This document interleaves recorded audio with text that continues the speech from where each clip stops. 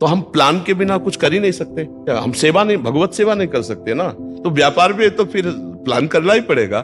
अब ये कहते कि ये प्लान करना तो व्यर्थ है। कब? अभी प्लान बना लिया महाराज जी, उसके बाद महाराज जी कभी कभी ऐसा लगता है कि जो हमने सोचा था वैसा नहीं हुआ, तो अगर जो नहीं हुआ तब हमें क्या सोचना चाहिए? विजय प्राप्त करते हो तो भूमि का राज्य, अगर शरीर छोड़ते हो तो स्वर्ग का राज्य। दोनों हाथ में लड्डू है, युद्ध करना ही ठीक है। तो झूठा तो नहीं कह सकता कि पूर्व का सब झूठा है। नहीं तो माँ के गर्भ में की याद नहीं है तो इसका मतलब माँ के गर्भ में हम नहीं रहे क्या? रहे, लेकिन मुझे याद नहीं है। ऐसे पूर्व जन्म में होगा। असफलता हमारे ही किसी कर्म का परिणाम है और सफलता हमारे ही कर्म का परिणाम है। तो फिर ईश्वर का भजन किस काम का? रविंद्र टुटेजा जी, राधे राधे। कानपुर से। महाराज जी, मैं पेशे से एक फिल्म निर्माता और अभिनेता हूं। महाराज जी, मैं पिछले 6 महीने से आपको YouTube के माध्यम से सुन रहा हूं और आपके बताए ज्ञान के अनुसार मैंने नाम जप की महिमा को जाना और समझा कि निरंतर नाम जप या नाम का चिंतन होना चाहिए। महाराज जी, मेरा प्रश्न है कि मुझे श्री जी की कृपा से बिजनेस और व्यापार करने की सेवा मिली है। क्या बिजनेस में कल की यानी फ्यूचर की प्लानिंग करना चाहिए, क्योंकि समय चिंतन विमुख हो जाता है? नहीं, करना चाहिए, करना। बट अब ऐसा लगता है कि प्लानिंग करना समय बेकार करना नहीं, है, नहीं, क्योंकि ऐसी हमारा सोचना नहीं, कुछ नहीं होता। जैसे हम, जब आप व्यापार को और अपने कर्तव्य को पूजा मानेंगे तो हम पूजा के पहले प्लानिंग करते हैं ना कि आज श्री जी को ये फूल, आज श्री जी को ये पोशाक पहनानी, आज श्री जी को ये भोग लगाना है। समझ रहे ना? तो जैसे हम उसको पूजा मान करके प्लानिंग करते हैं, ऐसे हम इसको पूजा मान के प्लान करते हैं।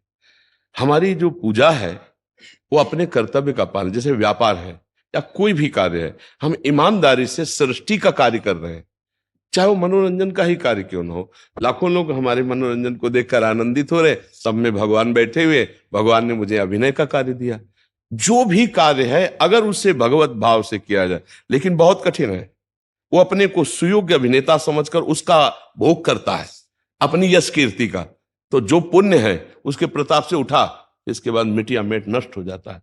अगर अपने सद्गुणों का भोग ना करे, वो भगवान का प्रसाद मानकर दूसरों के सुख के लिए और थोड़ा अपने में अभिमान रहित होकर कर्तव्य का पालन करे, तो हमें लगता है कुछ भी ऐसा नहीं है जो आपको फंसा पावे। जब गला काटना भजन हो सकता है युद्ध भूमि में, अर्जुन को ये तो आदेश कर रहे हैं, तो फिर आपका व्यापार तो भजन है ही, क्योंकि सृष्टि का कार्य। पर हम उसे भजन ना मान करके जब उसे हम भोग मान लेते हैं, अपने लिए मान लेते हैं, तो वही बंधन का कारक हो जाता। मान लो आपने 500 रुपया कमाए, तो आपने घंटों उसका प्लान किया और फिर 500 आए। अब 500 में कुछ परिवार की सेवा में लग गया, कुछ हम पशु पक्षी या कोई ऐसा औषधि या किसी के कार्य में लगा दिया, बहुत बढ़िया सेवा लगे। सब हमारे लिए ही थोड़ी। अगर हमें प्रभु ने 500 दिया है और 300 में हमारा काम चल जाता है, तो हम 200 में और भी कार्य देखेंगे जिनको अत्यंत आवश्यकता है, उनकी सेवा में पहुंचा देंगे। तो सेवा बन रही है ना। तो हम प्लान के बिना कुछ कर ही नहीं सकते। प्लान के बिना क्या हम सेवा नहीं, भगवत सेवा नहीं कर सकते ना। हमको प्लान बनाना होता है कि आज हमको श्री जी को ऐसी पोशाक पहनानी है, आज श्री जी को इसका भोग लगाना है, आज श्री जी को ऐसी नथ धारण करानी है, आज प्रभु को ऐसा मुकुट धारण करा। तो व्यापार भी है तो फिर प्लान करना ही पड़ेगा। अब ये कहते कि ये प्लान करना तो व्यर्थ है। कब? जब भगवत विमुख होकर सोचोगे। यही अर्जुन जी ने कहा कि मैं युद्ध नहीं करूंगा, मैं संन्यास ले लूंगा। भगवान क्या संन्यास नहीं लेना, युद्ध करना है। समझ लेना। तो आपको ये लगेगा कि व्यापार पास अब छोड़ो, एकांत में गंगा किनारे बैठ करके बस भजन करो। जैसे एक बात बताया, नहीं होगा भजन। गंगा किनारे बैठो, यहाँ व्यापार में हो तो भजन अच्छा लग रहा है, थोड़ा मन चल रहा है। गंगा किनारे बैठोगे ना तो इधर का चिंतन होगा। बैठोगे शरीर गंगा किनारे, चिंतन होगा इधर का घाटा। बैठो बाजार में, वो चिंतन हो प्रभु का, ये मुनाफा। समझ रहे ला कि प्रभु मैं तो संसारी आदमी हूं, संसार के कार्यों में रत हूं, नाथ जैसा भी हूं आपका हूं, और हर कार्य भगवान को समर्पित करते जाओ। और नाम जप के बढ़िया काम है। जो प्लान करो पहले सोचो कि ये कार्य भगवान के लिए है, तो युद्ध भी तो प्लान से होता है। रात रात भर चक्रव्यूह की रचना करते थे भगवान श्री कृष्ण बैठ के, और युधिष्ठिर जी को नहीं रखते थे। युधिष्ठिर जी के सामने दूसरा चक्रव्यूह होता था, क्योंकि दुर्योधन जाके पूछता भ्राताश्री आज कौन सा चक्रव्यूह, तो सत्यवादी थे, बता देते थे कि आज गरुण चक्र है। तो यहां प्लान एक अलग बनता था और फिर एक प्लान अलग बनता था श्री कृष्ण, जो युधिष्ठिर जी को भी पता नहीं होता। वहां जाते ही दूसरा चक्रव्यूह युधिष्ठिर जी ने बताया था दूसरा, तो उसकी तोड़ वो भीष्म पितामह जी से सीखता। लेकिन जो भगवान बनाते थे उसकी तोड़ ही नहीं होती, क्योंकि वो दूसरा होता था। तो ऐसे ही प्लान तो हर चीज का बनता है, तो आपका व्यापार का या किसी भी तरह का जो प्लान है वो भगवान से जोड़ करके कीजिए तो भजन ही माना जाएगा। महाराज आज 60 साल के हो गए हैं, जन्मदिन है हमारा। हमेशा महाराज जी हम मुंबई में मनाया करते थे, लेकिन मैंने कहा आज आपके चरणों में मनाना है, और मुझे बुद्धि दीजिए महाराज जी कि आपके चरणों में लगे रहे। ये मेरा बेटा ही मुझे लेके आया, 6 महीने से ये आ रहा है। महाराज जी इसमें एक और प्रश्न उठता है, इनका भी था, इनको थोड़ा सरल तरीके से। अभी प्लान बना लिया महाराज जी, उसके बाद महाराज जी कभी कभी ऐसा लगता है कि जो हमने सोचा था वैसा नहीं हुआ, तो अगर जो नहीं हुआ तब हमें क्या सोचना चाहिए कि शायद प्रभु की इच्छा थी या हाँ, उसमें दो बातें सोचनी। पहली बात तो जैसे हम चाह रहे थे कि अमुक संख्या से हमें लाभ मिले या अमुक पद से लाभ मिले या विजय प्राप्त हो, और हमें नहीं हुई, तो उसमें पहली बात तो हमारा कोई अशुभ प्रारब्ध हमें बाधा पहुंचा रहा है। अशुभ प्रारब्ध जो हमारा कोई पाप है वो हमको सफल नहीं होने दे रहा। दूसरी बात, हमारा कोई अभ्यास ढीला रह गया। दो बातों पे दृष्टि रखनी चाहिए। मेरी त्रुटि क्या हुई कि मैं फेल हो गया? जब हम पूरी जांच करते हैं और कोई त्रुटि नहीं निकलती, तब हम उस पर लागू हो जाते हैं कि कोई पूर्व का पाप है जिसने टांग मार दी और मैं असफल हो गया। लेकिन बार बार थोड़ी टांग मारेगा, एक बार हारे, दो बार हारे, तीसरी बार तो मैं सफल होऊंगा ही। अविनाशी का बच्चा हूं, हारने वाला नहीं, आगे निकल जाओगे। और सदैव कोई हारा ही हो ऐसा नहीं है, और सदैव कोई जीता हो ऐसा भी नहीं है। ये बिल्कुल सदैव दिन बना रहे ऐसा असंभव, और सदैव रात बनी रहे ऐसा भी असंभव। तो हार, इसीलिए भगवान ने अर्जुन जी से कहा तुम युद्ध करो, सुख दुखे समय कृत्वा लाभा लाभो जया जय। जय हो या पराजय हो, लाभ हो या हानि हो, सुख या दुख, अपने कर्तव्य से नहीं डिगना, अपने कर्तव्य का पालन करते रहना चाहिए। भगवान ने कहा यदि विजय प्राप्त करते हो तो भूमि का राज्य, अगर शरीर छोड़ते हो तो स्वर्ग का राज्य।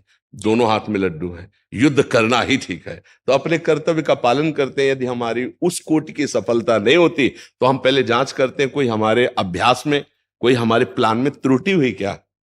अगर नहीं तो फिर हमारा प्रयास असफल हुआ, कोई पूर्व का पाप ऐसा है जो हमको नीचा दिखाने के लिए असफलता दे दी है। लेकिन वो खत्म होगा ना, अब हम फुल प्रयास करते हैं, हमें हारना नहीं है।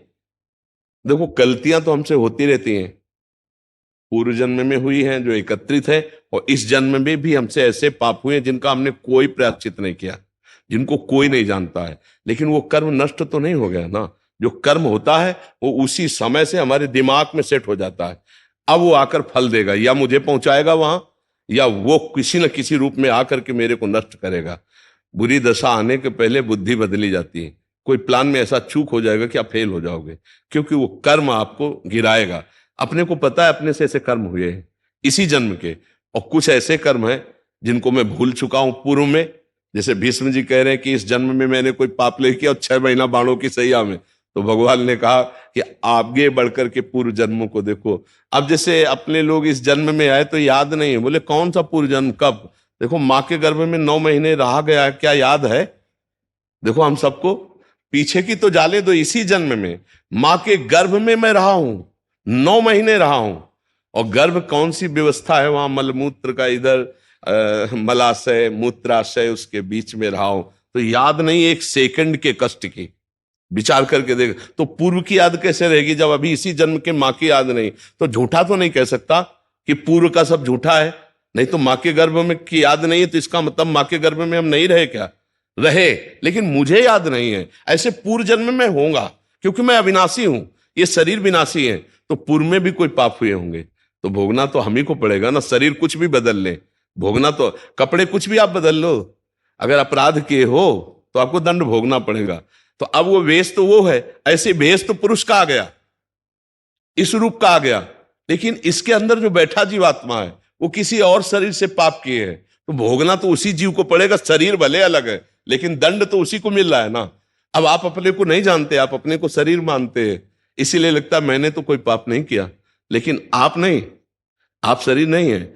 आप जो अंदर पावर है वो पावर वहां भी वही था और यहां भी यही है, केवल शरीर बदल चुका है। तो इसलिए हमें बहुत धैर्यपूर्वक रहना चाहिए। असफलता हमारे ही किसी कर्म का परिणाम है और सफलता हमारे ही कर्म का परिणाम है।